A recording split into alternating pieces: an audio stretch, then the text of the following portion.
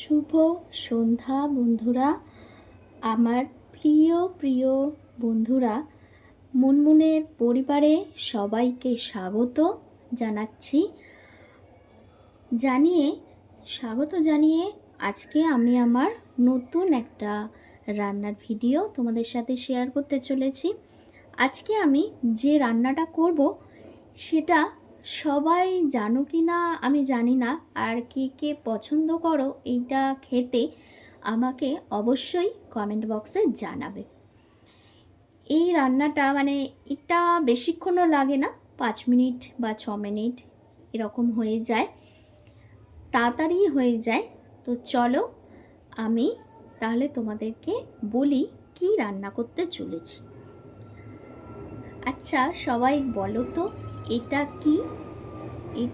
কি তোমরা কি বুঝতে পারছো? এটা আমি বলার আগে তোমরা কমেন্ট বক্সে জানিয়ে দেবে এটা কি বলতে চাইছি আমি। এটা হচ্ছে, আমি বলে দিই, আজকে আমি করতে চলেছি ইলিশ মাছের নৌকা। সেটা আমি কিভাবে রান্না করি সেটা তোমাদেরকে আজকে দেখাবো। ইলিশ মাছের নৌকার একটা খুব চটজলদি একটা রেসিপি। এটা ঝালও বলতে পারো বা অন্যরকম কোনো ঝাল ছাড়া আর কিছু বলা যায় না, তেল ঝালও বলতে পারো।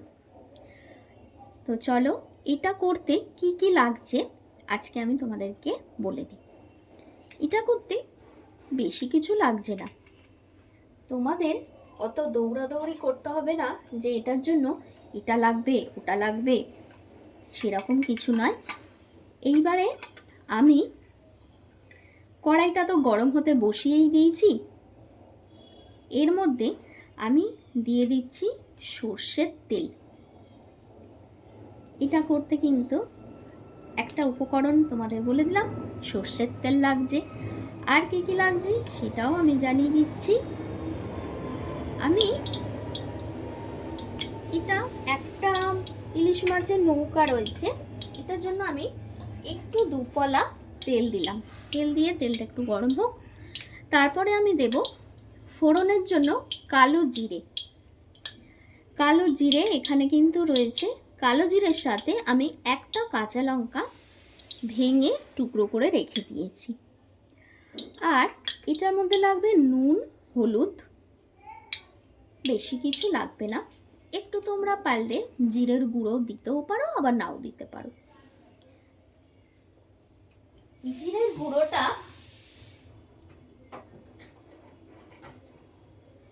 গুঁড়োটা অপশনাল, তোমরা দিতেও পারো নাও দিতে পারো। যাদের কিন্তু আমার চ্যানেলটা সাবস্ক্রাইব করা নেই তারা কিন্তু চটজলদি সাবস্ক্রাইব করে দেবে, আর পাশে থাকা বেল নোটিফিকেশনটা কিন্তু অন করে দেবে, তাহলে এরকম নতুন নতুন রেসিপি তোমরা পেয়ে যাবে আমার চ্যানেলে। তো চলো এবারে আমি চলে যাচ্ছি রান্নাটা কিভাবে করতে হবে সেই সব কিছু নিয়ে। তেলটা কিন্তু অনেকটা গরম হয়ে গেছে, কারণ কড়াইটা অনেকক্ষণ আগে বসিয়ে দিয়েছিলাম। কারা কারা এই ইলিশ মাছের নৌকা খেতে পছন্দ করো, এই নৌকা করে কিন্তু অন্য জায়গায় চলেও যাওয়া যাবে,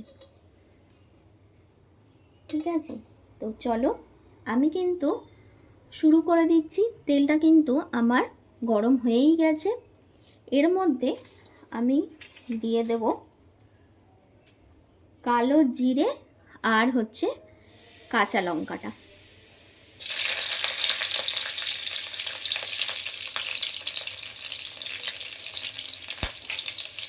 এটা দিয়ে কিছুক্ষণ একটু নেড়ে চেড়ে এটার মধ্যে এই নৌকাটা আমি দিয়ে দেব। নৌকাটা ভালো করে পরিষ্কার করে ধুয়ে কিন্তু রেখেছিলাম। এটা দিয়ে বেশি নাড়াচাড়া করলে কিন্তু এটা ফুলে যেতে পারে, ঠিক আছে? এটা এরকম করে একটু উল্টে পাল্টে করে দিতে হবে। এটার মধ্যে এবার পরপর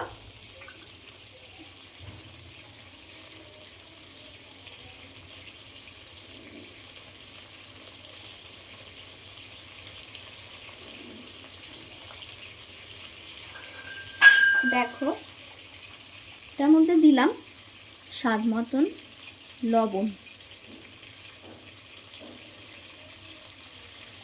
যে যেরকম খাবে সে সেরকমভাবে করবে।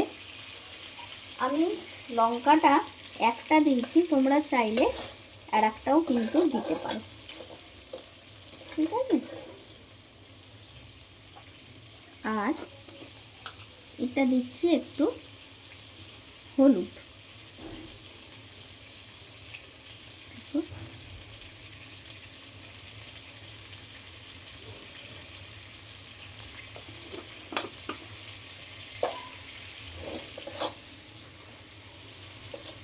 দেখতেই পাচ্ছ কিন্তু এরমভাবেই এটা পুরোটা এরমভাবেই হবে।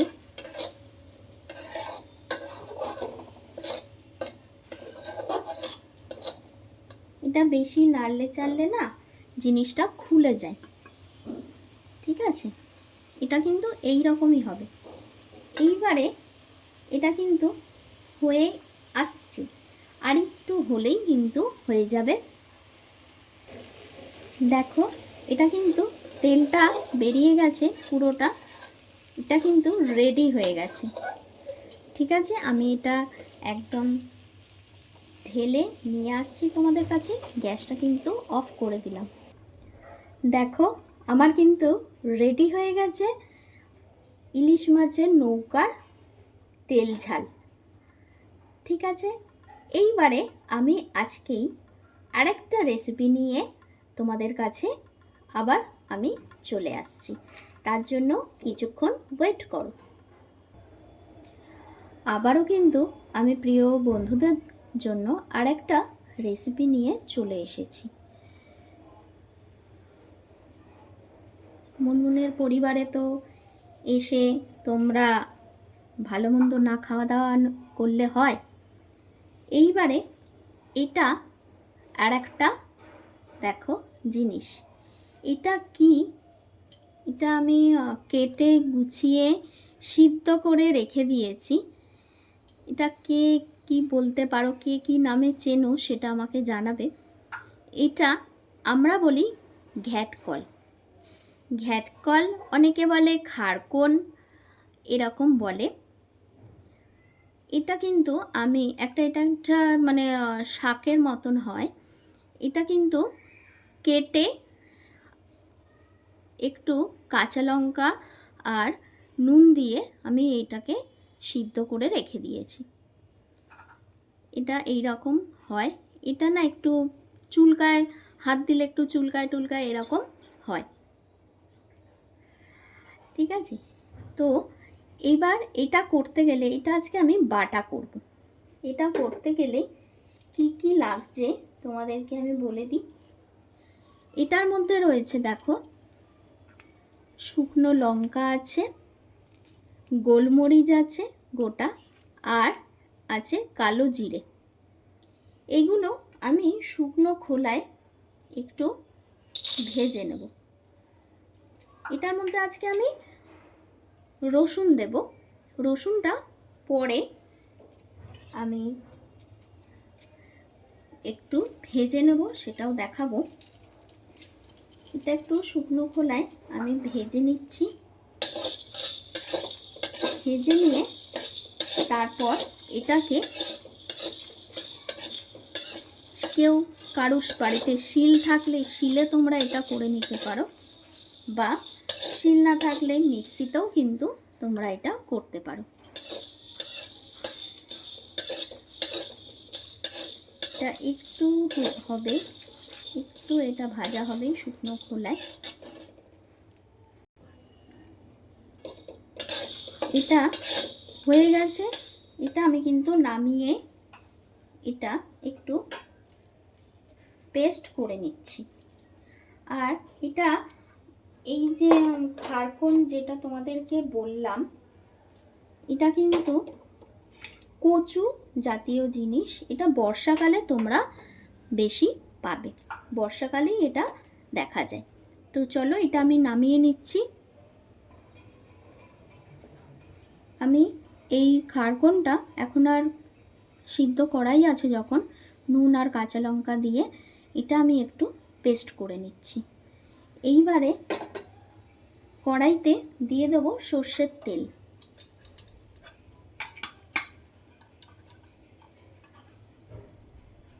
দেখো এই সর্ষের তেলটা দিয়ে দিলাম। এর মধ্যে কিন্তু যে রসুনগুলো, যে দেখো রসুনগুলো অনেকটাই খারকনটা, সেই কারণে এই রসুনগুলো কিন্তু এর মধ্যে আমি দিয়ে দেবো। রসুনটা বেশি লাল করে ভেজে ফেলবে না, যাতে সেন্টটা থাকে সেই রকম মতন করতে হবে।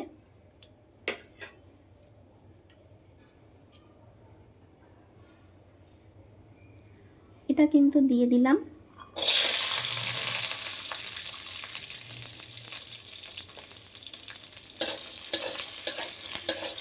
দিয়ে নেড়ে চেড়ে সব একসঙ্গে পেস্ট করে আমি নিয়ে আসব। এটা একটু হোক। এই রান্না দুটো তোমাদের কাছে কেমন লাগছে সেটা আমাকে অবশ্যই জানাবে। এটা দেখো এটা হয়ে গেছে। এটা এবারে নামিয়ে এটা পেস্ট করে নিচ্ছি।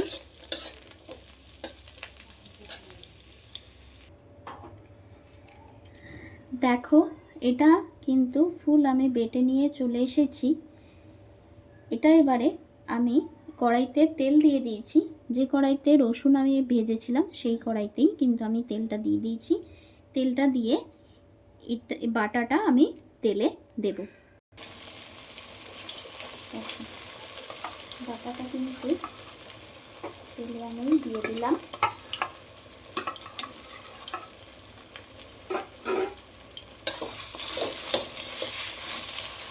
তেলে এটা একটু নাড়াচাড়া করে নেবে। তেলে একটু নাড়াচাড়া করে নেবে। যখন এটা নাড়াচাড়া করবে তখন গ্যাসের ফ্লেমটা অবশ্যই কমিয়ে রেখে দেবে।